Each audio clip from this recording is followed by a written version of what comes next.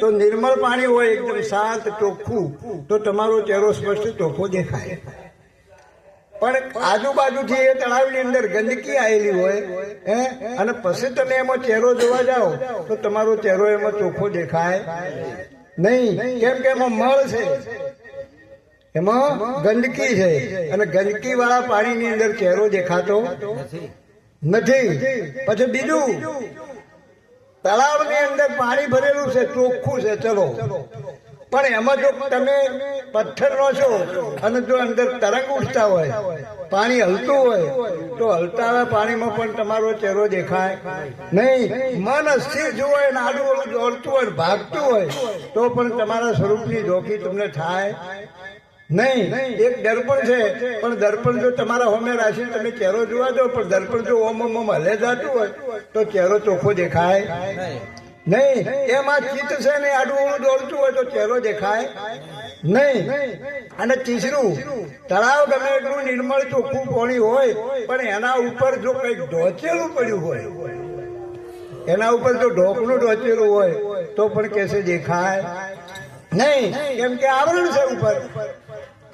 તો મળ, વિક્ષેપ અને આવરણ આ ત્રણેય પ્રકારના જે અંદર જે આપણી ઉપર જે ઢંકાઈ ગયેલા પરતો ચડેલી છે, એના કારણે આ જ્ઞાન છે એ મારામાં પડેલું છે અને એના કારણે હું મારા સ્વરૂપને જોઈ નથી શકતો. માટે કૃપા કરી અને એ હટાવો. ગુરુ મહારાજ કહે છે, તમે એટલું મારું આ આવરણ દૂર કરો. તમસોમાં જ્યોતિર્ગમય નથી કહેતા, અંધારેથી અજવાળે લઈ જા. અસ્તોમાં સદગમય, અસત્યમાંથી સત્યમાં લઈ જા. મૃત્યુમાં અમૃતમાં ગમાય. મને મૃત્યુમાંથી અમરતાની ઓર લઈ જા. અને આપણા સ્કૂલમાં છોકરોને પણ એક કવિતા પણ આવે છે ને, ઊંડા અંધારેથી પ્રભુ પરમ તેજે તું લઈ જા. અસત્યો માહેથી પ્રભુ પરમ સત્ય તું લઈ જા.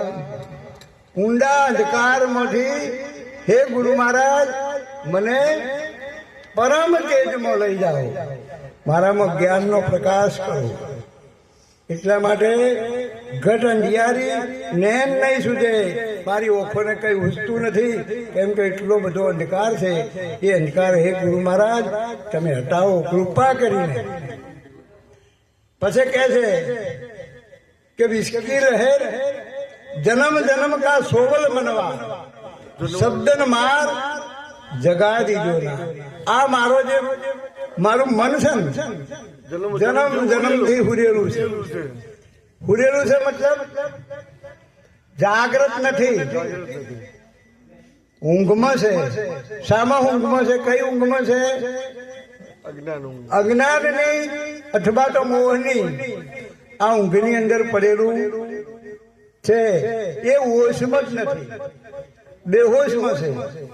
અને બેહોશમાં જયારે હોય ને ત્યારે ન કરવાનો કરે.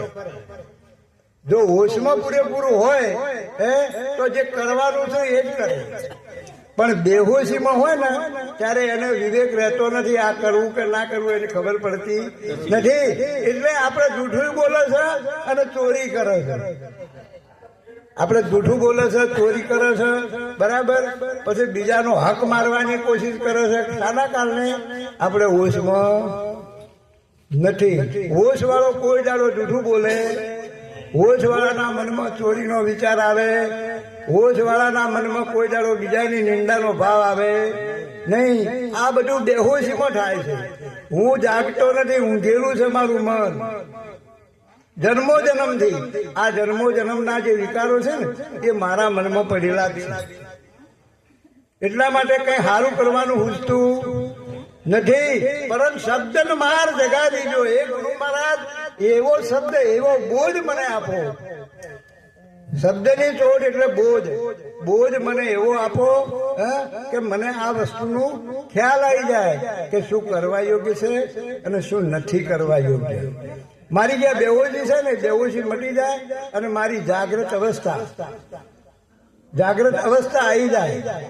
બરાબર નથી? આપણે મોહની નિંદ્રાની અંદર માણસ સોયેલો હોય, મોહની અંદર એટલે અનેક પ્રકારનું સપના આવે.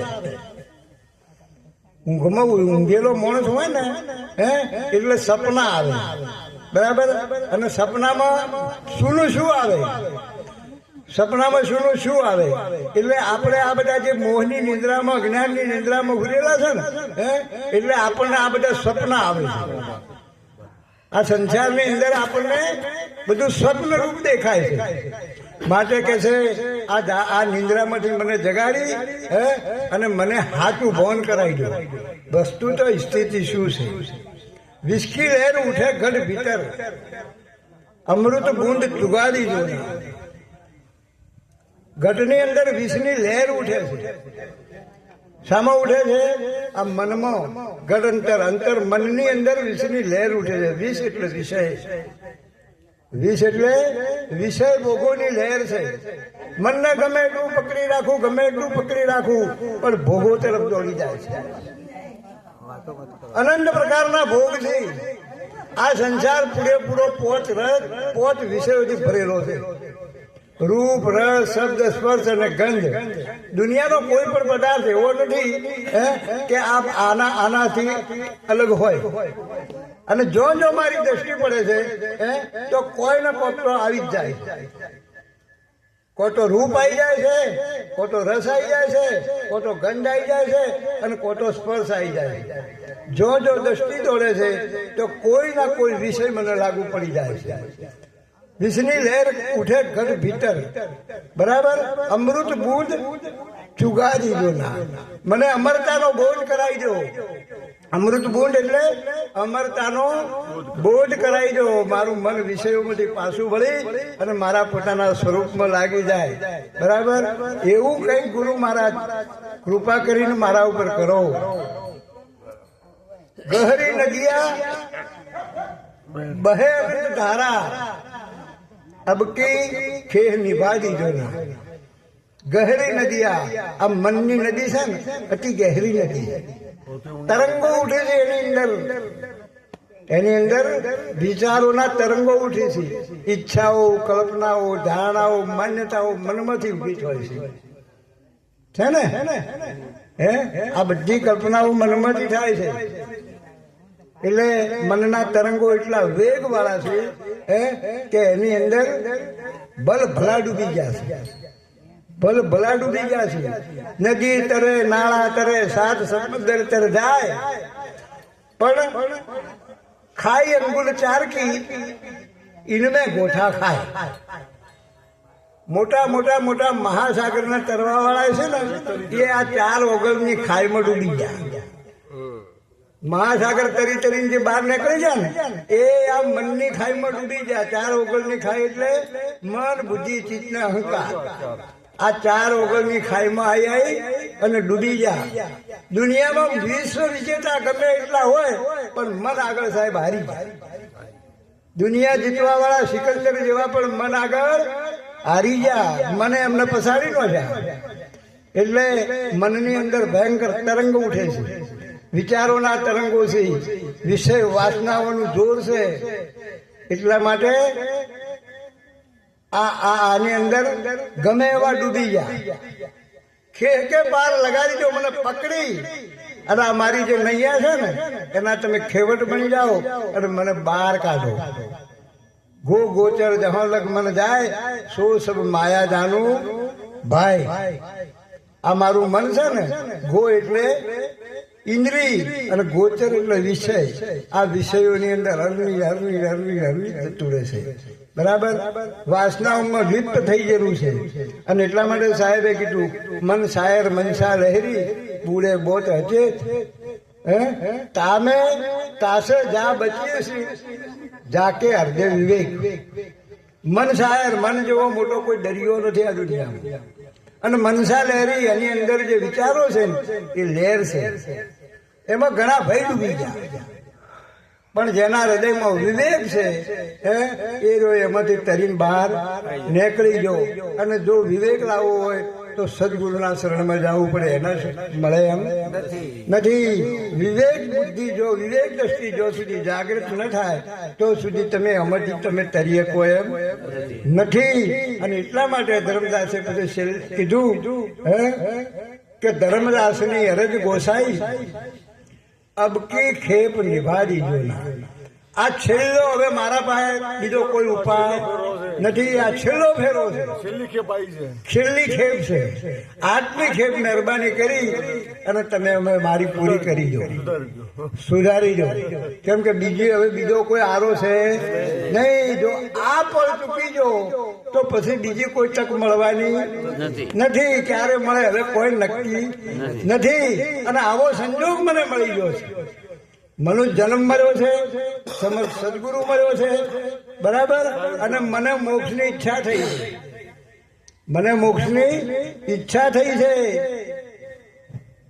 સદગુરુ મિલન સુંદરતન મોક્ષ ઈચ્છા હોય તુલસી એસે સહયોગ પાય ન ખોય. આ ત્રણ વસ્તુ જો મળી જાય તો આવા સહયોગને જીવનમાં કદી ખોવો નહીં. સુંદરતન સારું શરીર મળ્યું હોય, સ્વસ્થ શરીર, બરાબર. સુંદર શરીર મળ્યું હોય. જો વધરા થયા હોય તો, કોઈને બહેરા થયા હોય તો, પછી લંગડા હોય તો, પણ સરસ શરીર મળેલું છે પછી સારો સદગુરુ મળ્યો છે, એવો પણ અવસર પ્રાપ્ત થઈ ગયો છે. અને અંદર ભીતર મોક્ષની ઈચ્છા છે. પહેલા તો મોક્ષની ઈચ્છા થાવી એ જ બહુ મુશ્કેલ કોમ છે. બે વસ્તુ તો કદાચ મળી જાય, શરીરે સારું મળી જાય અને ગુરુએ મળી જાય.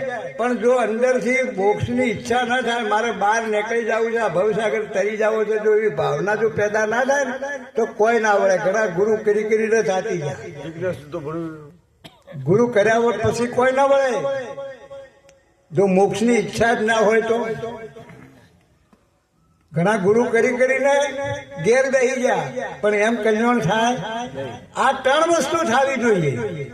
પેલા તો તમારામાં જિજ્ઞાસા થવી જોઈએ, મુમુક્ષતા થવી જોઈએ કે મારે છે ને આ વખતે મારા જીવનું કલ્યાણ કરી દેવું છે.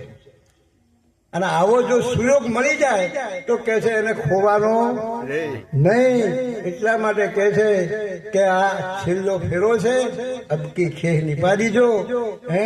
આ ધર્મદાસે કબીર સાહેબને વિનંતી કરી છે. બોલો સદગુરુદેવ કી જય.